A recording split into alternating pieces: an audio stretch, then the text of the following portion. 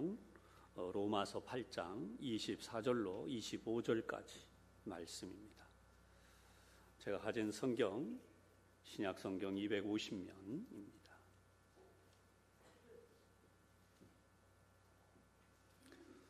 다 찾으시면 우리 한 목소리로 함께 봉독하시겠습니다. 로마서 8장 24절로 25절 말씀입니다. 말씀을 봉독하겠습니다. 시작. 우리가 소망으로 구원을 얻었음에 보이는 소망이 소망이 아니니 보는 것을 누가 바라리요? 만일 우리가 보지 못하는 것을 바라면 참음으로 기다릴지니라. 아멘. 자, 이 말씀이 먼저 모두에게 큰 은혜가 되시기를 바랍니다. 오늘 우리 양쪽에 앞에 있는 분들을 함께 축복하면서 인사하겠습니다. 오늘도 하나님 은혜가 충만하시기 바랍니다.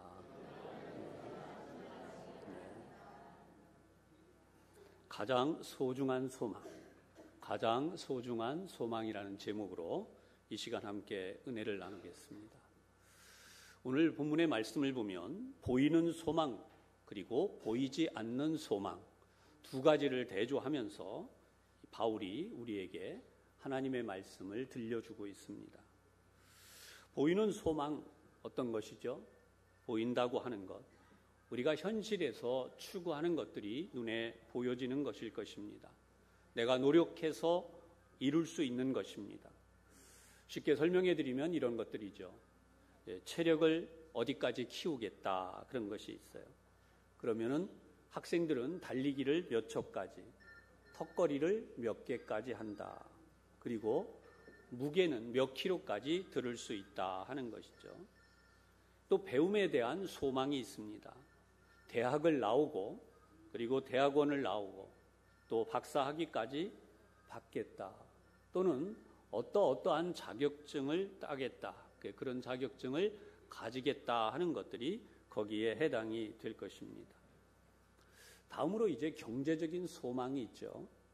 나는 재산을 모은데 몇 살까지 얼마의 액수를 재산으로 모으겠다. 그래서 어떤 이들은 10억까지 재산을 모으기도 하고 또 어떤 이들은 100억까지 모으겠다. 이런 소망을, 이런 생각을 가지는 이들도 있죠. 또 어떤 분들은 직원이 100명인 회사를 키우겠다. 또 어떤 이들은 10,000명까지 직원들을 모으는 그런 회사를 세우겠다. 뭐 이런 꿈들, 이런 소망들이 있을 것입니다.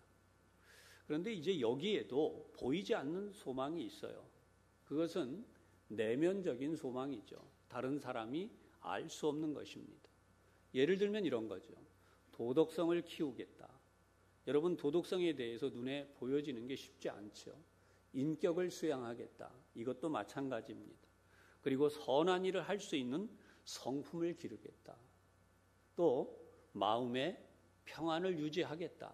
세상이 어떠하든지 나는 마음의 그런 평안을 유지하며 살겠다. 이런 등등이 바로 보이지 않는 내면적인 소망이 될 것입니다. 그렇다면 오늘 성경에서 바울이 말하고 있는 소망이 무엇인가를 우리가 정확하게 알아야 되겠습니다. 먼저 사전적인 의미로 소망이 무엇이냐라고 하는 것을 살펴보겠습니다. 사전적인 의미의 소망, 사전을 보면 이렇게 되어 있어요. 어떠한 일을 이루거나 얻고자 기대하고 바람, 또는 자신이 바라는 어떠한 상황이 벌어질 것이라고 하는 것을 기대하는 것, 이렇게 정의하고 있습니다. 그런데 우리가 여기서 흔히 쓰고 있는 희망이라는 말과 소망이라는 말의 차이가 무엇인지를 정확하게 좀 알 필요가 있습니다. 기독교의 한 기관지에 들려있는 이런 내용에 의하면 희망이라고 하는 것을 이렇게 정의해요. 아직까지 현존하지 않는데 미래에는 실현되기를 기다리고 기대하는 것, 이것이 바로 희망이라는 거죠. 그런데 희망은 그 주체가 사람이라는 거예요. 그래서 사람이 노력해서 이룬다라고 하는 것에서 희망을 가지고 있다라고 하는 것. 어떤 것을 희망하는 것. 그러나 여기에 중요한 것은 이렇게 사람이 희망하지만 이루어지지 않을 수도 있다는 거예요. 희망을 가지고 있으나 그 희망이 당장 이루어지지 않을 수 있는 것. 그리고 그것에 대해 어떠한 미래의 보장을 분명하게 할 수 없는 것이 바로 희망이라는 거죠. 그런데 성경에서 소망이라는 말을 사용할 때에 이 소망은 절대적으로 인간에게 기준이 있는 것이 아니라 그것은 완전히 다른 차원이라는 거예요. 그것은 바로 하나님과 관련되어진다는 것입니다. 따라서 소망의 근원과 주체는 사람이 아니라 하나님이시다라고 하는 것입니다. 그 증거가 시편 39편 7절에 이렇게 기록되어 있습니다. 주여, 이제 내가 무엇을 바라리요? 나의 소망은 주께 있나이다. 시편 62편 5절에도 이렇게 기록되어 있습니다. 나의 영혼아, 잠잠히 하나님만 바라라. 무릇 나의 소망이 그로부터 나오는도다. 사람으로부터 오는 게 아니라 하나님으로부터 오기 때문에 이 소망은 틀림이 없는 것입니다. 절대로 변하지도 아니하고 또 무너지는 일도 없으며 반드시 이루어진다라고 하는 것입니다. 그러기에 소망의 내용은 하나님의 약속이 되는 것입니다. 이 하나님의 약속은 예수 그리스도 안에서 이미 우리를 향한 구원의 역사로 부분적으로 성취되어 있고 그리고 앞으로도 계속해서 성취되어서 완성되어지는 것입니다. 그래서 이 가운데에 역사하시는 분이 바로 성령 하나님이시라는 것입니다. 예수 그리스도 안에서 이미 성취되어진 소망, 바로 성도들 안에서 이루어 가시는 것입니다. 여러분, 성경에서 소망이라고 할 때에 바로 하나님께서 전적으로 역사하심으로 이루어진다라고 하는 것이죠. 그래서 오늘 바울은 이 소망에 대하여 말씀하고 있어요. 사도 바울이 이 소망에 대해 저술할 때에 두 가지 상황이 벌어지고 있을 때였습니다. 하나는 기독교 복음이 완전하게 정착하지 못하고 있었을 때, 그래서 다른 종교들과 혼합될 가능성이 있었어요. 이것은 바로 복음의 변질이 될 수 있다라고 하는 위험성을 가지고 있다는 것입니다. 또 다른 하나는 복음을 박해하는 세력들의 등장과 함께 배도의 위험이 증대되고 있었다는 거예요. 예수 믿는 이들이 어려움을 겪게 되면 많은 이들이 그 복음으로부터 떠나가게 되는 바로 배도의 위험이 있었던 거죠. 따라서 복음이 온전히 뿌리 내리지 않은 그 신앙, 쉽게 주변의 영향을 받거나 오염되어서 변질되어질 가능성이 높았기 때문에 바울은 바로 이러한 복음에 대해서 분명하게 알리고자 했던 것이, 오늘 성경이 바로 바울이 말하는 이 소망, 어떻게 묘사되어지고 우리에게 알려지고 있는지 마치 그림을 그려서 설명하듯이 분명하게 이 로마서를 통해서 알려주고 있는 것입니다. 그렇다면 바울이 말하는 소망은 무엇일까요? 결론적으로 먼저 말씀을 드리면 하나님의 나라에 대한 소망입니다. 그래서 이것을 성서학에서 뭐라고 이야기를 하느냐? 하나님 나라의 대망이라고 합니다. 소망이라는 작은 소자가 아니에요. 바랄 소죠. 바라는 그런 것을 크게 바란다 해서 대망이라는 단어를 사용합니다. 바울이 말하고 있는 이 하나님의 나라에 대해서 우리가 먼저 생각을 하기 전에 바울이 설명하고자 하는 이 로마 제국과 하나님의 나라의 중요한 비교가 있어요. 하나님의 나라는 이 세상 어떤 나라와도 비교할 수 없이 우월하다라고 하는 것입니다. 하나님의 나라가 로마 제국에 대해서 우월하다라고 하는 것은 그 당시 로마 제국에 대한 자부심을 가지고 있던 대단히 많은 제국 내의 사람들에게는 상당히 우습고 가소로운 것처럼 들려질 수 있습니다. 그러나 바울은 이렇게 하나님의 나라가 이 로마라는 제국, 로마라는 사회와는 비교도 되지 않는다라고 하는 것을 놀랍게 강조하고 알려주었습니다. 그렇다면 당시의 로마 사회는 어떤 사회였나라고 하는 것입니다. 아마도 개인적으로 인문학을 접해서 이 로마에 대한 많은 공부를 하신 분들이 있을 터인데요. 로마 사회에 대한 부분은 크게 성경적 관점으로 바라본다면 커다란 차이가 있다는 것입니다.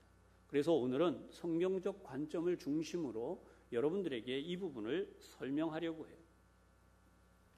로마는 어떤 사회인가? 원로원이라고 하는 최고의 통치 기관이 있었습니다. 이들이 하는 일은 바로 이 정치 질서와 통치를 유지하려고 하는 이 질서 유지를 관리했던 이들입니다. 다음으로 총독이나 백부장과 같은 군인 계층이 있어서 사회 질서를 유지했습니다. 그 다음으로 평민과 농민들이 있었고 노예들이 있었습니다. 노예들은 대부분 전쟁에서 포로로 잡혀온 이들이었고 그 중에는 반역죄로 처단된 이들이 이 노예들이 되었던 것입니다. 그런데 이러한 이 사회 안에서 이루어지는 일들은 전쟁과 그리고 억압과 탈취 이런 것들로 인해서 이루어진 사회이기에 여기에는 도덕적 타락은 물론 사회적인 부패로 인한 엄청난 고통을 받던 시대였습니다. 이런 시대에 바울이 지금 소망에 대한 말씀을 하고 있는 것입니다. 어떤 소망을 말씀하고 있을까요? 첫 번째로 하나님의 통치가 이루어지는 나라를 소망하라는 것입니다. 당시 사회는 신분과 계급에 의해 차별적 고통이 존재했고 그 속에 있는 불이익은 인간의 고통을 더 이상 말하지 않아도 어떤 것이다 라고 하는 것을 충분히 대변해주고 있었습니다. 특히 로마 황제를 옹립하기 위한 그런 암투가 존재하고 있었다는 거예요. 여기에는 권모술수가 음모가 굉장히 많이 있었습니다. 한 기관지의 보도에 따르면 로마 황제 중 너무나 유명하게 알려진 율리우스 카이사르 이 사람이 암살을 당하면서 로마 제국 422년 동안 재위한 황제의 총 숫자는 75명인데 이 중에 70% 이상이 암살이나 처형 등으로 목숨을 잃었다는 거예요. 이 가운데 자연사, 흔히 말하는 자연스럽게 수명이 다해서 죽은 황제는 불과 19명에 불과하다는 것이. 그렇다면 이렇게 많은 이들이 제대로 된 삶을 살지 못했던 사람들이 서로 고발하고 음모로 죽이고 죽는 그런 사회는 어떤 사회였을까요? 이런 사회 속에 결국은 기독교를 박해하는 황제들이 등장합니다. 주후 64년 기독교인들을 박해했던 네로 황제를 시작으로 주후 311년 디오클레티안 갈레리우스라는 황제에 이르기까지 무려 250년간 기독교에 대한 혹독한 박해가 이루어졌습니다. 인간의 권모술수가 난무하는 세상이 아닌, 그래서 이러한 박해가 이루어지는 세상이 아니라 하나님이 통치하시는 완전한 나라, 공평과 정의가 온전히 이루어지는 그 나라를 꿈꾸라는 바로 이 바울 사도의 메시지는 그 당시에 고통을 받고 있던 기독교인들에게는 참으로 놀라운 은혜의 메시지였던 거죠. 구약 성경에서 하나님의 통치라고 하는 이 단어는 말쿠트라고 하는 단어입니다. 그런데 이 단어가 구약에 무려 200회 이상 나타나고 있어요. 이 정도로 하나님의 나라에 대한 부분은 대단히 역동적인 것입니다. 미국의 플러신학 교수인 조지 엘던 레드가 그의 저서 하나님의 나라라고 하는 글에서 이렇게 기록했어요. 하나님의 나라의 출발점은 영원하신 하나님께서 인간에 대한 그분의 목적을 이스라엘이라고 한 하나님이 선택한 민족을 통해 이루시는 것으로부터 시작이 되었다. 또 유니온 신학교 구약학 교수인 존 브라이트 이렇게 이야기를 했습니다.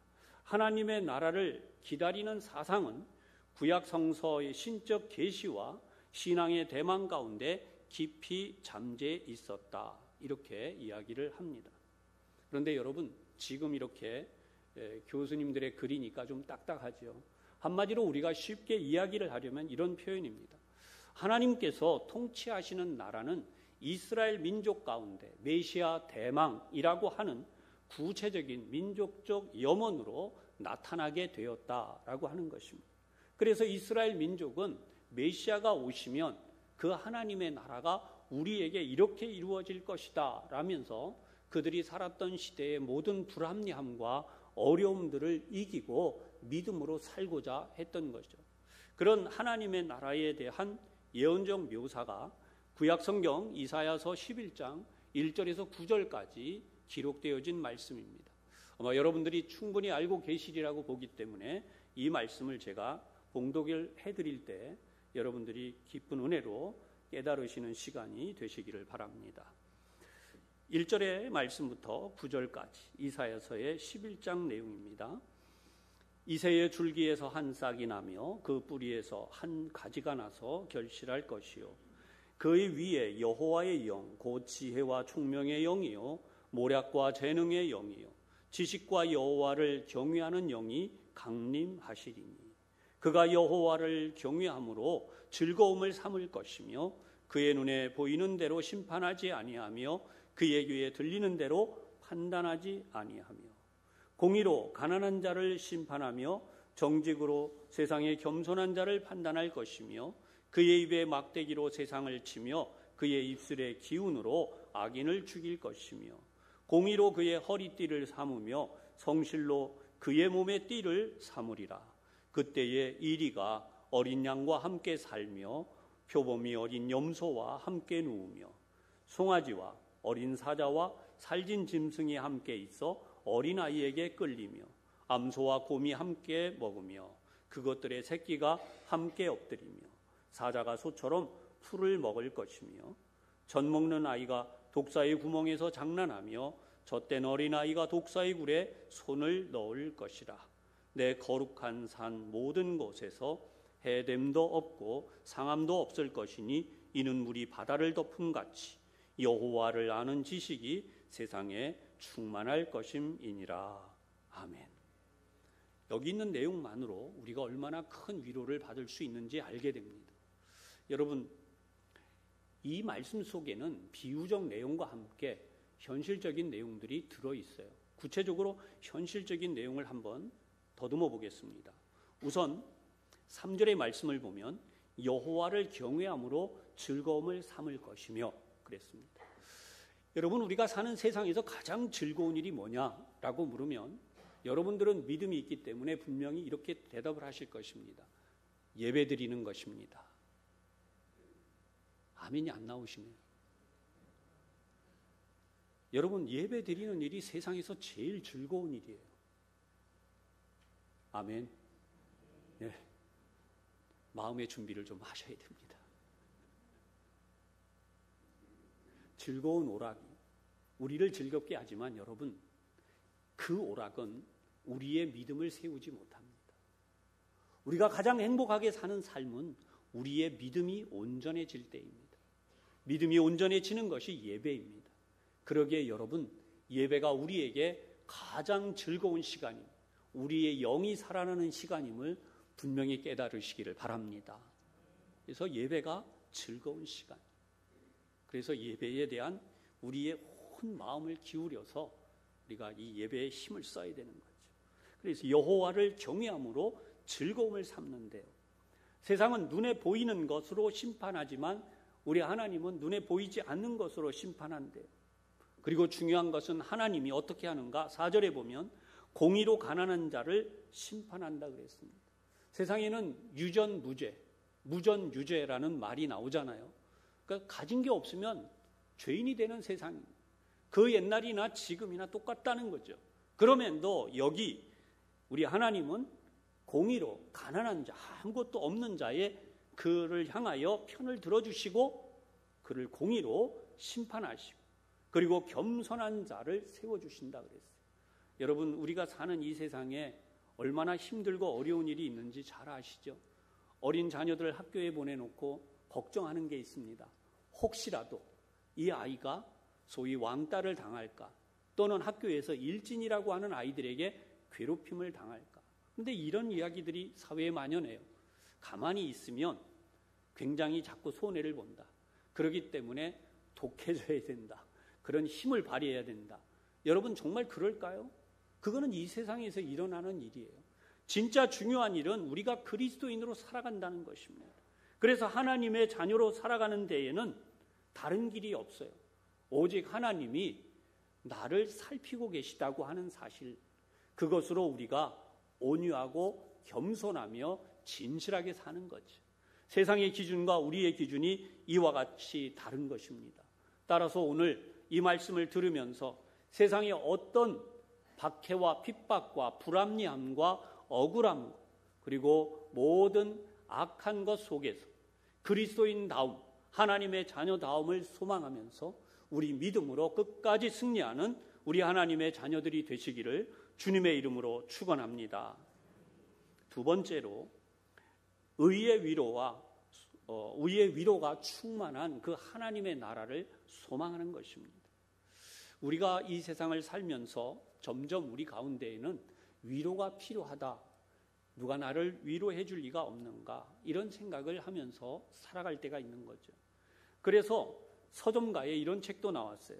위로가 필요한 시대. 이 책이 지난 10월 29일에 출간되었습니다.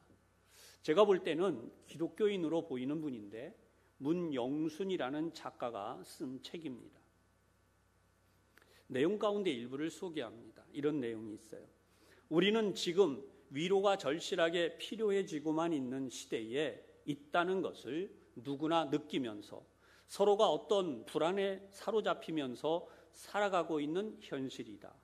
부자나 가난한 자나 할 것 없이 사람이라는 이유만으로 또 권력자나 학식이 있다고 자랑하는 자나 한 인간이라는 사실 앞에서 절망할 수밖에 없는 날이 다가오고 있음을 직감하면서 주어진 하루하루를 버티고 있는 것이다. 사람으로는 해결되지 않는 사람의 내면에서 일어나는 어떤 불안과 두려움과의 전쟁에서 패배를 경험하면서 절대적인 위로가 필요함을 막연하게 기다리는 깊은 내면 세계를 가지고 있는 것은 부인할 수 없는 진실이다. 아니라고 말할지라도 도저히 벗어날 수 없는 역사의 문을 향하여 우리는 가고 있다는 것을 시대는 말하고만 있다. 절대적인 위로가 필요한 시대에 나는 그 위로를 받을 준비가 되어 있는가? 내가 구하는 위로는 무엇인가? 이 책에서는 그 위로를 주시는 분이 누구인가를 말하고 싶은 것이다.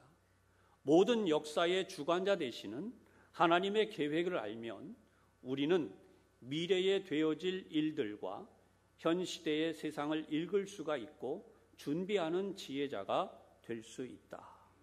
이렇게 썼습니다. 교우 여러분, 우리는 정말 이 세상의 진정한 위로가 하나님께로부터 옴을 분명히 알고 있습니다. 오늘 이 위로를 여러분들이 받으시기를 주님의 이름으로 축원합니다. 마태복음 5장 4절에 이렇게 주님이 말씀하셨죠. 애통하는 자는 복이 있나니 그들이 위로를 받을 것이며. 여기서 애통한다라고 하는 것은 현실의 고통과 어려움 때문에 애통하게 된 것이기도 하지만, 그러나 나의 고통만이 아니라 이 시대적 아픔을 놓고 함께 애통하는 사람, 다른 이들의 아픔으로 인해서 애통하는 사람을 말씀하시는 것입니다. 우리는 이 시대에 우리의 죄악으로 애통하고 있습니다. 그래야만 합니다. 그리고 하나님께서 이러한 사람들을 향해 위로의 손을 내미시는 것입니다. 오늘도 이 자리에 애통하는 마음을 가지고 예배드리는 이들에게 주님께서는 위로의 손을 내밀어 주시는 거죠. 우리가 이 사회와 나라와 민족을 놓고 애통함으로 기도해야 합니다. 그럴 때에 주님께서는 우리의 기도를 들으시고 이 나라를 하나님이 원하시는 바로 그 공의와 정의가 가득한 나라로 이끌어 가시는 거죠. 이것이 바로 우리 가운데 응답이 되며 우리를 위로하시는 하나님의 역사가 되는 것입니다. 그러기에 진정한 위로는 어디에서 이루어지는가? 이 땅에서만이 아니라 이제 우리 하나님이 장차 이루실 완전한 하나님의 나라, 그 나라에서 이루어지는데 그 하나님의 손으로 우리의 눈물을 닦아 주신다고 하십니다. 요한계시록 21장 3절에서 4절의 말씀입니다. 내가 들으니 보좌에서 큰 음성이 나서 이르되 보라, 하나님의 장막이 사람들과 함께 있음에 하나님이 그들과 함께 계시리니 그들은 하나님의 백성이 되고 하나님은 친히 그들과 함께 계셔서 모든 눈물을 그 눈에서 닦아주시니 다시는 사망이 없고 애통하는 것이나 곡하는 것이나 아픈 것이 다시 있지 아니하리니 처음 것들이 다 지나갔음이러라. 아멘. 이것이 하나님의 나라의 위로죠. 세 번째로 영원한 생명의 나라를 소망하는 것입니다. 우리가 이 세상에 살다가 끝나는 아주 짧은 운명, 그래서 100년 안팎을 살다가 떠나가게 됩니다. 거기에 비하면 하나님의 나라는 비교할 수 없이 영원한 나라죠. 그래서 바울은 참음으로 기다리라고 말씀을 하고 있습니다. 왜 참음으로 기다려야 하는가? 여러분, 내게 주도권이 있다면 내 마음대로 하기 때문에 참을 필요가 없습니다. 내가 원하는 때에 내 마음대로 할 수 있는 거죠. 그런데 진정한 이 하나님의 나라의 도래는 하나님께 있다는 것입니다. 그러기에 우리가 기다려야 하는 거죠. 하나님의 나라는 어떻게 이 땅에 이루어지는가, 어떻게 완전한 그 하나님의 나라가 오는가에 대해서 마태복음 24장 36절과 마가복음 13장 32절에 동일하게 말씀했어요. 예수님이 이렇게 말씀하세요. 그러나 그 날과 그 때는 아무도 모르나니 하늘의 천사들도 아들도 모르고 오직 아버지만 아시느니라. 아멘. 그래서 우리에게 정말 필요한 게 뭐냐? 참음으로 기다려야 한다는 거예요. 여러분, 오늘도 우리가 이 참음으로 기다리기에 이 자리에 모여서 하나님 앞에 예배드리며 우리에게 참 소망으로 오실 그 하나님을 바라보며 하나님 위로해 주시옵소서, 하나님 우리에게 힘을 부어 주시옵소서 이 예배를 드리고 있는 것입니다. 이 시대에 우리에게 정말 필요한 것이 바로 인내라고 바울이 말하고 있습니다.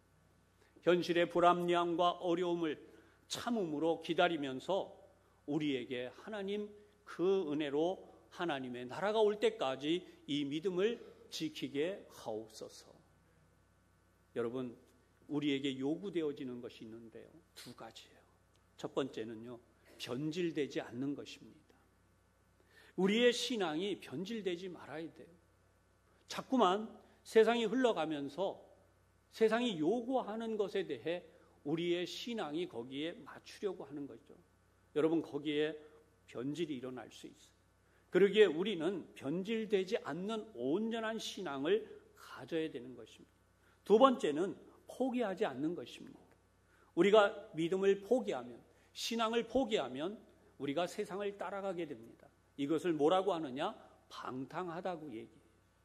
될 대로 되라 라고 하는, 포기하는 것. 여러분, 그렇게 되지 않기 위해서 우리는 거룩한 주의 말씀으로 우리를 더욱 연단하되 주님이 우리를 훈련하시는 그 사실을 분명히 알고 우리의 현실에서 더욱 굳건한 믿음으로 살고자 해야 됩니다. 기독교의 미래는 어떠해야 될까요? 저는 최근에 학자들을 통해서 알게 된 내용들로 여러분들에게 이렇게 소개합니다. 미래에는 기독교의 DNA가 잘 유지돼야 한다라고 합니다. 여기에 DNA란 바로 예수 그리스도를 통하여 온전한 구원을 받는다는 이 믿음에 대한 분명한 신앙 고백과 그 믿음으로 살아가는 것을 바로 설명하고 있는 겁니다. 그런가 하면 믿음이 더욱 강해져야 된다는 거죠. 세상의 유혹 앞에 흔들리지 않고 우리의 신앙을 지킬 만큼 분명한 면역력을 길러야 한다고 합니다. 마치 세균들처럼 우리의 신앙을 흔들고 있는 그런 것들에서 어떻게 우리의 신앙을 지켜갈까라고 하는 것입니다. 이렇게 신앙을 지켜가는 데 있어서 우리가 이 안일함을 극복하기 위해 역시 도전적인 두 가지가 있다는 거예요. 첫 번째는 복음 전파입니다. 여러분, 이미 우리 사회 속에서 복음을 전파하는 데 대한 부정적인 이야기들이 상당히 많이 있다 보니까 우리가 주변의 사람들에게 예수 믿읍시다라고 하는 말을 제대로 전하지 못하고 있는 거죠. 그것이 바로 우리가 약화되고 있다고 하는 증거입니다. 그러기에 우리는 가까이 있는 이가 되든 멀리 있는 이가 되든 반드시 우리가 심혈을 기울여서 예수 믿읍시다. 예수님만이 유일한 구원의 길입니다. 라고 하는 사실을 알려주어야 한다는 것입니다. 이 자리에 예배드리시는 여러분, 저도 그렇고 여러분들도 그렇고 우리가 언제 하나님 앞에 부름을 받을지도 모르고 또한 주님이 언제 오실지도 모르는 것입니다. 그러기에 우리의 신앙이라고 하는 것은 반드시 항상 깨어있는 신앙, 복음을 전함으로 우리 자신이 하나님 앞에서 굳건한 믿음으로 살아가는 그런 신앙이 되어야 하는 것입니다. 안일한 신앙을 벗어나기 위한 두 번째는 복음의 계승입니다. 여러분, 우리의 신앙이 당대로 끝나서는 안 됩니다. 오늘 이 자리에 우리의 자녀들을 데리고 나와 함께 예배할 수 있는 것이야말로 가장 소중한 것이죠. 그래서 우리의 자손들이 대대로 믿음을 지켜서 하나님의 나라에 다 들어가는 것이 바울이 지금 말하고 있는 가장 중요한 소망인 것입니다. 보이지 않는 이 소망, 그래서 우리들이 이 소망을 더욱 굳건히 붙들어야 됩니다. 우리가 사는 환경은 여전히 어렵습니다. 아니, 점점 더 첨예화되는 어려움들이 있습니다. 여러분, 뉴스를 틀어보면 믿음을 북돋우는 이야기는 거의 없습니다. 계속되어지는 세계 전쟁, 그리고 군비 경쟁, 위험한 경제 블록에 대한 위협들에 대한 이야기들, 그리고 인본주의의 확장으로 인해서 신앙에 대한 부정적 시각으로 비판을 당하고 무시함을 당하고 있습니다. 그런 측면에서 본다면 1세기의 기독교인들이나 오늘 이 시대에 우리가 살고 있는 그리스도인들이나 복음에 대해서 냉대와 조롱을 받는다는 면에서는 똑같은 어려움을 겪고 있는 것입니다. 차이가 있다면 눈에 보이는 생명의 박해가 있는 것과 없는 것의 차이지만 이 차원도 역시 삶의 유혹이라고 하는 공동체 안에서는 당하는 고통과 아픔은 마찬가지가 됩니다. 여러분, 눈에 보이는 박해가 더 우리에게 위협적인가? 아니면 눈에 보이지 않는 유혹이 더 위협적인가? 우리 모두 다 잘 알고 있습니다. 안일한 신앙이야말로 우리로 하여금 하나님 앞에 서는데 가장 위협적이라는 것이죠. 그러기에 우리가 깨어서 오늘 이렇게 믿음으로 예배하는 것이 가장 중요한 일임을 오늘 성경을 통해서 우리에게 말씀해 주고 계십니다. 사랑하는 교우 여러분, 여러분들은 어떤 신앙을 가지고 계십니까? 깨어있는 믿음의 신앙입니까? 그렇다면 다니엘과 같은 믿음을 여러분들이 다시 가지시기를 주님의 이름으로 축원합니다.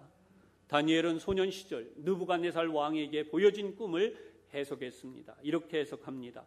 다니엘서 2장 22절이죠.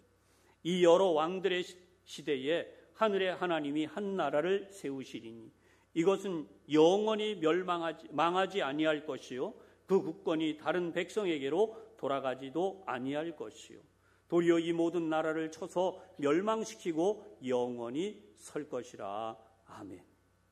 여러분, 지금 이 시대가 바로 이 마지막 시대라고 분명하게 말씀하고 있습니다. 열왕의 시대는 이미 끝났습니다. 교회의 시대가 흘러가면서 주님이 한 영혼이라도 더 구원하시기 위해 주님이 오시는 시간을 어쩌면 연장해 주시고 유예해 주셨을지도 모릅니다. 저와 여러분이 오늘도 이렇게 살아가는 것은 한 영혼이라도 하나님 앞에 세우고자 하시는 하나님의 거룩하신 뜻을 따라 오늘도 이와 같은 삶을 살고 있다는 사실을 분명히 기억하셔야 하는 것입니다.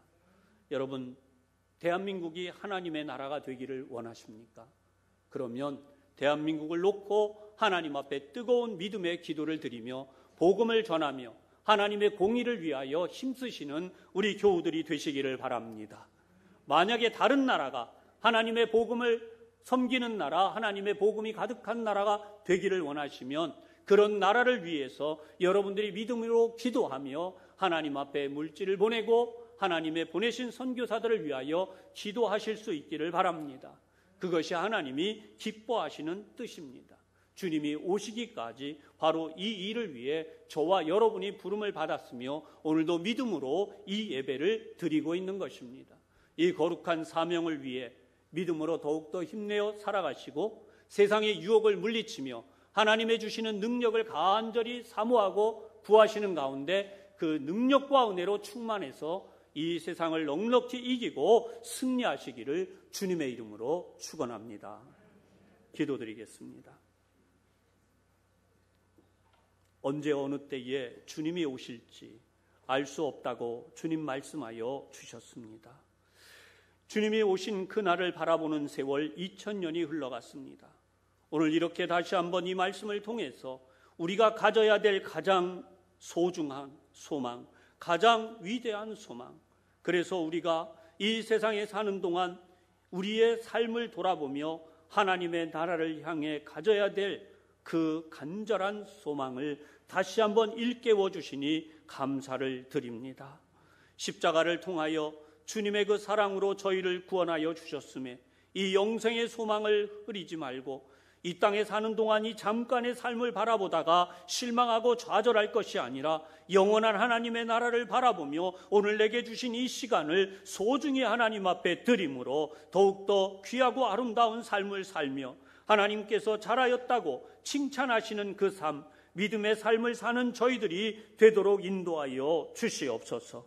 이 땅에 하나님의 나라를 이루는 일에 우리의 삶을 조금이라도 더 드리는 헌신의 삶을 살게 하여 주시고 하나님의 음성을 들으며 오늘 사도 바울처럼 하나님의 주시는 소망을 가지고 믿음의 삶을 달려가는 우리 온 교우들이 다 되게 하여 주시옵소서. 변해가는 이 세상에서 끝까지 변하지 않고 정금 같은 믿음으로 우리 하나님 앞에 서는 우리 온 교우들이 다 되게 하여 주시기를 원합니다. 하나님, 이 명절 기간 동안 믿지 않는 가족 반드시 전도할 수 있는 기회를 주시고 하나님의 역사를 나타내 주셔서 복음이 온전히 전해지게 하여 주옵소서.